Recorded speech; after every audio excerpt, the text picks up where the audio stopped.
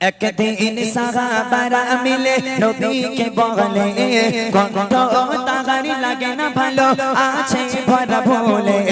একদিন সাহাবারা মিলে নবীকে বলে কণ্ঠ তাহারি লাগে না ভালো আছে ভরা ভুলে।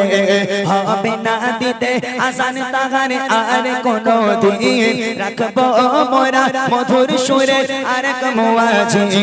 এই কথা শুনে এই কথা শুনে কেঁদে কেঁদে বেলাল পেরেশান।